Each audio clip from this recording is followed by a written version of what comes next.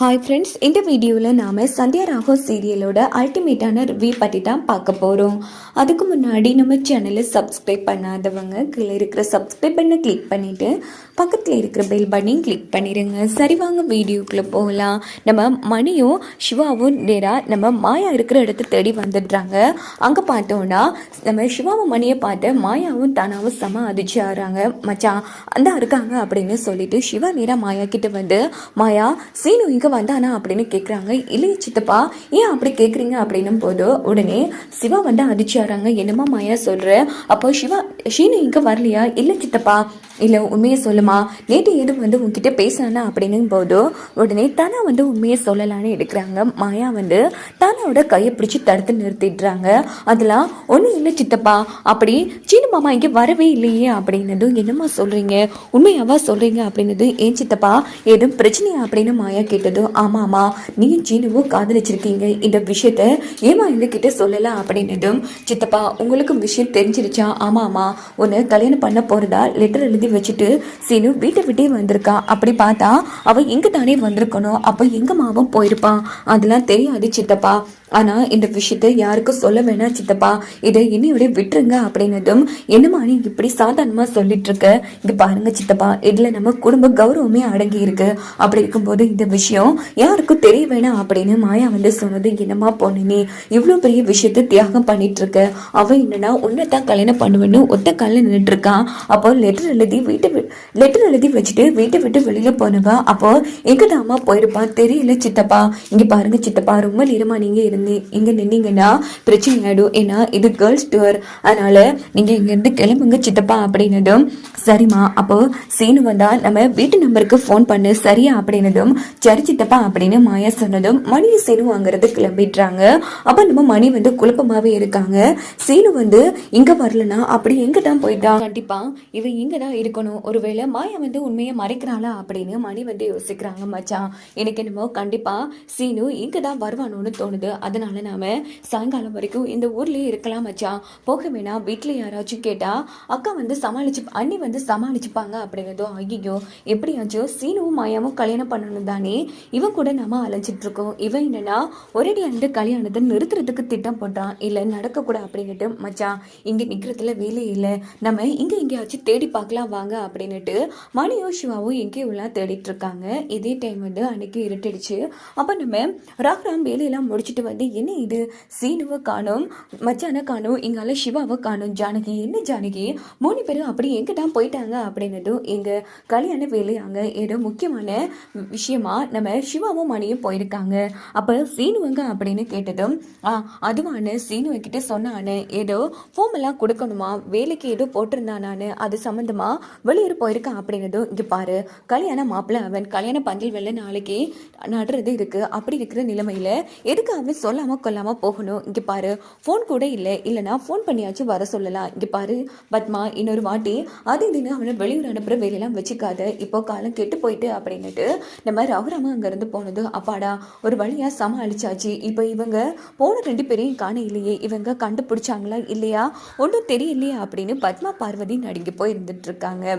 இந்த பக்கம் பார்த்தோம்னா ஜானகியும் பயந்துட்டு இருக்காங்க. அப்போ நேரா பத்மா பார்வதி கிட்ட வந்து விஷயத்த பேசுறாங்க. இங்க பாருங்க, எனக்கு எல்லாமே நல்லா தெரியும், கண்டிப்பா மாயா வந்து தப்பு பண்ணக்கூடிய பொண்ணு இல்லை, சீனுவே அப்படி கல்யாணம் பண்ணி எடுத்தாலும் மாயா கண்டிப்பா சீனுவை கல்யாணம் பண்ண மாட்டா, நீங்க பயப்படாதீங்க அப்படிங்கிறது போதும் அண்ணி, ஆரம்பத்திலே இந்த விஷயத்த நீங்க சொல்லி எனக்கு ஒரு முடிவு கட்டிருக்க, இன்னைக்கு இந்த அளவுக்கு என் புள்ள முடிவு எடுத்திருக்க மாட்டான், சொல்ல போனா எல்லாமே உங்களால தான் அப்படின்னு பத்மா வந்து சத்தம் போட்டதும், பத்மா என்ன பத்மா கடைசியில் என் மேல பழி போட்டுற நான் என்ன பண்ணேன், சின்ன சிறுசுக இப்படி பண்ணிட்டு இதை எப்படியாச்சும் அவர்கிட்ட சொல்லலான்னு தான் முடிவெடுத்தா, அதுக்குள்ள அவருக்கு அன்னைக்கு நெஞ்சு வலி வந்துருச்சு, இப்போ இந்த விஷயத்த சொன்னா கண்டிப்பா அவர் உயிர் கூட போறதுக்கு வாய்ப்பு இருக்கு, பத்மா சொல்லு நான் சொல்லவா அப்படின்னு கேட்டதும், சரி அண்ணி நீங்க யோசிக்கிறதும் சரிதான், அதுக்காக பாத்தீங்களா நீங்க எதுக்கு அண்ணி இந்த மாயாவை இந்த வீட்டுக்கு கூட்டிட்டு வந்தீங்க, நீங்க மட்டும் இந்த மாயாவை நம்ம வீட்டுக்கு கூட்டிட்டு வராம இருந்திருக்க இவ்வளவு பிரச்சனைகள் வந்திருக்காது, புது புது பிரச்சனைகளை உண்டாக்கி கடைசியில என் புள்ளைய மயக்கி எடுத்துட்டான் அப்படின்னு பத்மா வந்து செம்ம டென்ஷனாக கத்திட்டு இருக்காங்க. கடவுளே, எப்படியாச்சும் எந்த பிரச்சனையும் நடக்காமல் 2 பசங்களும் பத்திரமா வந்து வீட்டுக்கு வந்து சேரணும் அப்படின்னு ஜானகி வந்து கடவுளை வேண்டிக்கிறாங்க. இங்கே பார்த்தோன்னா மறுநாள் காலையில் காமிக்கிறாங்க. மறுநாள் காலையில் பார்த்தோன்னா சீனு வந்து அவங்க மாயா கிட்ட சொன்ன மாதிரி மலை கோவிலுக்கு போய் மாயாவுக்காக தாலியோட வெயிட் பண்ணிட்டு இருக்காங்க. இந்த பக்கம் மாயா விஷயத்த தனா கிட்ட கூட சொல்லாமல் அவங்க ஒரு பக்கம் பதட்டமாக இருந்துட்டு இருக்காங்க. உடனே மாயா என்ன சொல்கிறாங்கன்னா, தனா நீ இங்கே இரு, நான் கொஞ்சம் வெளியில் போக வேண்டி இருக்கு, போயிட்டு வரேன் அப்படின்னதும், மாயா நம்ம டூர் வந்திருக்கோம், தனியாக நீ எங்கே போகிறேன், இங்கே பாரு நான் கொஞ்சம் வந்து சொல்கிறேன், எதுவாக இருந்தாலும் ப்ளீஸ் தானா புரிஞ்சுக்கோ, என்ன கேட்டால் ஏதாச்சும் சொல்லி சமாளிச்சுக்கோ அப்படின்னதும் உடனே தனாவும் ஏதோ ஒரு விஷயம் தப்பாக இருக்குது, மாயா ஏதோ விஷயம் பண்ண போகிறாளா ஒன்றும் புரியலையே அப்படின்னு தனா ஒரு பக்கம் பதட்டத்தில் இருந்துகிட்ருக்காங்க. இந்த பக்கம் நம்ம மாயா என்ன பண்ணுறாங்கன்னா நேராக அந்த மலை கோயிலுக்கே போயிட்டுருக்காங்க. இன்னொரு பக்கம் நம்ம சிவா என்ன யோசிக்கிறான்னா, கண்டிப்பாக இன்னைக்கு காலையிலேயாச்சும் அவன் மாயாவை பார்க்க போயிருக்கணும் மச்சான், வாங்க போய் பார்க்கலாம் அப்படின்ட்டு மணி சிவாவும் மறுபடியும் தனா இருக்கிற இடத்துக்கே வராங்க. என்ன சித்தப்பா நீங்கள் இன்னும் நம்ம ஊருக்கு போகவே இல்லையா அப்படின்னதும், இல்லைம்மா சீனு எது தப்பு பண்ணிடுவானோன்னு பயமாக இருக்குது, ஆமாம் மாயாங்க அப்படின்னதும், ஏதோ முக்கியமான விஷயமா வெளியில் போயிட்டு வரேன்னு போயிட்டா சித்தப்பா, மாயாவை காணும் அப்படின்னதும், இல்லைம்மா கண்டிப்பாக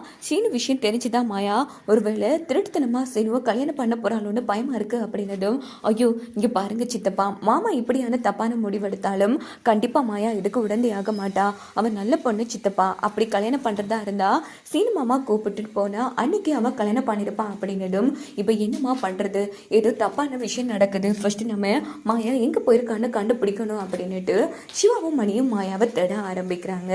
எங்கே பார்த்தோன்னா கோவிலில் தாலியோட வெயிட் பண்ணிட்டு இருக்காங்க சீனு.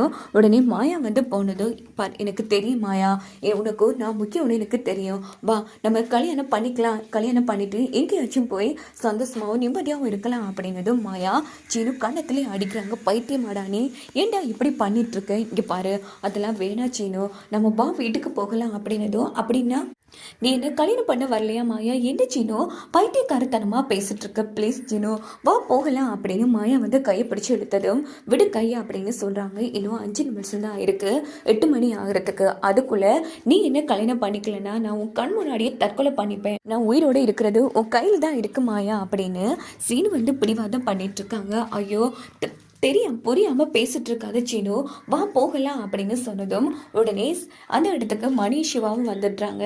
மச்சான் அங்கே பாருங்க சீனுவும் மாயாவும் வாங்க போகலாம் அப்படின்னுட்டு 2 பேரும் அந்த இடத்துக்கு ஓடி வராங்க. டேய் சீனு என்னடா பண்ணுற அப்படின்னதும் சீனுவும் மாயாவும் நம்ம சிவாவை பார்த்து செம அதிர்ச்சி ஆகிறாங்க அந்த இடத்துல.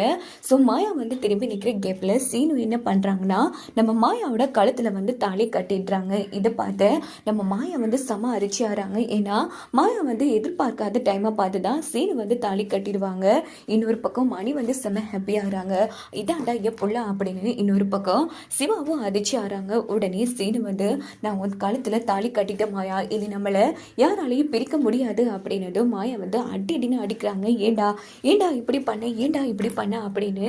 டேய் அண்ணன் உன் மேலே இவ்வளோ நம்பிக்கை வச்சிருக்காரு தெரியுமா, நேற்று நம்ம வீட்டுக்கு வந்து பொண்ணு மாயா, அவளை நம்ம குடும்பத்து மேலே இவ்வளோ அக்கறையாக இருக்கும்போது நீ ஏண்டா இப்படி ஒரு காரியத்தை பண்ண முட்டா பையிலே, இந்த விஷயம் நம்ம அண்ணனுக்கு தெரிஞ்சா என்ன ஆகும்னு தெரியுமா, ஏண்டா சீனு இப்படி பண்ண அப்படின்னு சிவாவும் போட்டு அடிக்கிறாங்க. அடிங்க மாமா அடிங்க, என்ன நீங்கள் இப்போ எல்லாருமே சேர்ந்து கொண்டு போட்டாலும் நான் சந்தோஷமாக சாகுவேன், தெரியுமா, நான் ஆசைப்பட்ட என் பொண்ணு மாயா கழுத்துலேயே தாலி கட்டிட்டேன், அந்த சந்தோஷத்துலேயே நான் செத்து போயிடுறேன் மாமா, அடிச்சு கொண்டு போடுங்க அப்படின்னதும், டே சீனு என்னடா நீ இப்படி பண்ணிட்ட, இப்போதாண்டா என் புள்ளன்னு நிரூபிச்சிருக்க அப்படின்னு மணி ஒரு பக்கம் சொன்னதும், மச்சான் நீங்களுமா அப்படின்னு சிவா கேட்குறாங்க. ஆமாம் மச்சான், யோசிச்சு பாருங்க, அதுகள் பிடிச்ச வாழ்க்கையை வாழாம வேற ஒரு வாழ்க்கை வாழ்றது என்ன வாழ்க்கை மச்சான், அப்படி குடும்ப கௌரவம் தான் முக்கியம்னா இந்த காதல் கத்திரிக்கையெல்லாம் பண்ணிக்க கூடாதே சொல்லுங்கிற மாதிரி மணி ஒரு பக்கம் சத்தம் போட்டுட்டு இருக்காங்க. ஐயோ இங்க பாருங்க, இந்த விஷயம் மட்டும் பெரியப்பாவுக்கு தெரிஞ்சிருச்சுன்னா ஏற்கனவே அவரு உடம்பு சரியில்லாம இருக்காரு, கண்டிப்பா உயிரை விட்டுருவாரு பெரியப்பா, இப்போ என்னதான் பண்றது, இங்க பாருச்சினோ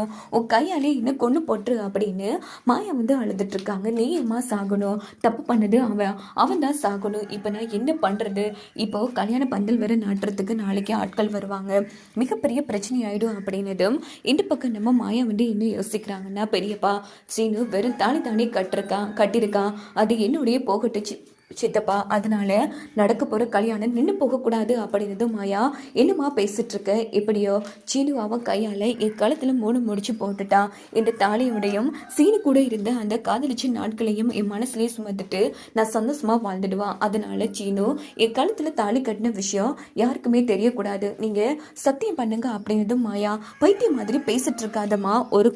ஒரு வாட்டி தான் ஒரு பொண்ணுக்கு தாலி ஏறணும் அப்படின்னதும் அது என் சீனு கட்டுனதாவே இருக்கட்டும், அவன் நினைப்பிலே வாழ்ந்துட்டு இருக்கேன். இந்த விஷயம் வீட்டுக்கு தெரியக்கூடா. நீங்க சத்தியம் பண்ணுங்க அப்படின்னதும் மாயா, என்னம்மா இது அப்படின்னதும், இல்ல சித்தப்பா, நீங்க சத்தியம் பண்ணாதீங்க மாயா, பைத்தியக்காரத்தனமா பேசாத. இதை பத்தி நான் மாமா கிட்ட பேசுறேன் அப்படின்னு சீனு சொன்னதும், நீ பேசாத, இங்க பாரு, இனி என் முகத்திலேயே முழிக்க கூடாது. சி, உன் மேல இருந்த நல்ல அபிப்பிராயமே என் மனசு விட்டு போயிட்டு சீனு. நீயும் கூட இப்போ சத்தியம் பண்ணி, இல்லைன்னா உங்க கண்ணு முன்னாடி நான் இங்க குதிச்சு செத்துடுவேன் அப்படின்னதும் நம்ம மணி, சிவா, சீனு 3 பேருக்கு என்ன பண்றேன்னே புரியாம மாயாவுக்கு சத்தியம் பண்ணி கொடுத்துட்றாங்க. இங்க பாருங்க, சாரு கழுத்துல தான் நீ தாலி கட்டுற. நீ தாலி கட்டாதான் அடுத்த நொடி ஏதாச்சும் பிரச்சனை பண்ணுன்னு வச்சுக்கோ, உன் கண் முன்னாடி என்ன நானே அழிச்சுப்பேன். இது இந்த அம்மன் மேல சத்தியம் அப்படின்னுட்டு மாயா அங்கிருந்து போனதும் சீனு பயங்கரமா அழுதுட்டு இருக்காங்க. அப்ப நம்ம சிவாவும் மணியும் சீனு சமாதானப்படுத்துறாங்க. மாயா சொன்னா, எல்லாம் நடந்துருமா, என்ன கவலைப்படாத, நீ ஆசைப்பட்ட வாழ்க்கை தான் கிடைக்கும். மாயா தானே இந்த கல்யாணத்தை நீ பண்ணணும்னு சொல்லிட்டு இருக்கா. எப்படியாச்சும் நாங்கள் தடுத்து நிறுத்தி இந்த கல்யாணத்தை நிறுத்திட்டோம், கவலைப்படாத, நீயும் மாயாவும் தான் சேர்ந்து வாழ்வீங்க, வா போகலாம் அப்படின்னு சிவாவும் மணியும் சீனுவை சமாதானப்படுத்தி அங்கேருந்து அழைச்சிட்டு போகிறாங்க. இந்த பக்கம் பார்த்தோம்னா வெடிச்சும் போச்சு. இன்னும் யாரையுமே காணும். மாப்பிள்ளை வீட்டுக்காரங்க வேற பொண்ணு வீட்டுக்காரங்க வேற வரப்போகிறாங்க அப்படின்னு பேசிட்டு இருக்கும் போதே சரியா அந்த இடத்துக்கு சாரு வீட்டில் இருந்து ஆட்கள் வந்துடுறாங்க. இதை பார்த்து ரகுராம் பதட்டமாக இருந்துட்டு இருக்காங்க. அப்படின்னு பார்த்து நம்ம சிவா, எங்கால சீனு, மணி 3 பேருமே வந்துடுறாங்க. இங்க பாரு சீனு, எங்க போறோம் வாரோம்னு சொல்லிட்டு போக மாட்டியா? மன்னிச்சிருங்க மாமா. சரி, பொண்ணு வீட்டுக்காரங்க வந்துட்டாங்க, போய் ரெடி ஆயிட்டு வா அப்படின்னதும் சீனு இன்னொரு பக்கம் நம்ம சிவாவும் மணியும் திருதலும் முடிச்சிட்டு இருக்காங்க. என்னடா நீ கூட சொல்லாம போயிட்ட, மன்னிச்சிருன்னு, எல்லாம் கல்யாண வேலை தான் அப்படின்னதும் சரி சரி, எல்லாம் கொஞ்ச நாளைக்கு தான் மாப்பிள்ளை வீட்டுக்காரங்க வந்திருக்காங்க, ஒரு ரெடி ஆயிட்டு வாங்க அப்படின்னதும் எல்லாருமே ரெடி ஆயிட்டு வராங்க. ஸோ நல்லபடியா கல்யாண பந்தலும் நட்டு முடிச்சிடுறாங்க. அதுக்கப்புறமா ட்ரிப்போன்னு நம்ம மாயா, தனா 2 பேருமே மறுநாள் காலையிலேயே கிளம்பி நேரா வீட்டுக்கு வராங்க. அப்போ மாயா என்ன பண்றாங்கன்னா, ரொம்ப ஃபீல் பண்ணிட்டே நேரா ரூமுக்கு போனதும் ஜானகி நோட் பண்ணிடுறாங்க, கண்டிப்பா ஏதோ ஒரு பிரச்சனை நடந்திருக்குன்னு. உடனே மாயா கிட்ட பேசினது மாயா ஜானகி கட்டி பிடிச்சி பயங்கரமா அழுதுட்டு இருக்காங்க. அழும்போது ஜானகி மாயாவோட கழுத்துல தாலியை பார்த்துடுறாங்க. இந்த பக்கம் நம்ம தனாவும் பார்த்துடுறாங்க. மாயா, என்ன மாயா கழுத்துல தாலி, எப்படியோ கழுத்துல தாலி வந்துச்சு அப்படின்னதும் மாயா அதிர்ச்சியாயே உடனே நடந்த எல்லா விஷயத்தையும் சொல்றாங்க. ஐயோ, என்ன மாயா இவ்வளவு பெரிய விஷயம் நடந்திருக்கு, என்கிட்டயே மறைச்சிட்டு. இங்க பாருங்க பெரியம்மா, இந்த விஷயம் யாருக்கு தெரியக்கூடாது. நான் பெரியப்பாவுக்கு வாக்கு கொடுத்தபடி சீனுவுக்கு சாருவுக்கும் தான் கல்யாணம் நடக்கட்டும். இந்த தாலியை சுமந்துட்டு நான் சீனுவை மனசுல சுமந்துட்டு சந்தோஷமா வாழ்ந்துக்கிறேன் பெரியம்மா. இந்த விஷயம் யாருக்கு தெரியக்கூடாது, இது என் மேல சத்தியம் அப்படின்னதும் ஜானகி மாயாவை ஹக் பண்ணி அழுதுட்டு இருக்காங்க. உன் வாழ்க்கை என் கண் முன்னாடி கெட்டு போறத பார்த்துட்டு என்ன எப்படி மாயா சும்மா இருக்க சொல்ற? இல்ல, நான் நடக்க விட மாட்டேன், இந்த சாரு சீனு கல்யாணத்தை நான் நடக்க விட மாட்டேங்கிற மாதிரி ஜானகி எப்படியோ தடுத்து நிறுத்துறதுக்கு முயற்சி பண்ணுவாங்க. வாங்க வெயிட் பண்ணி பார்க்கலாம்.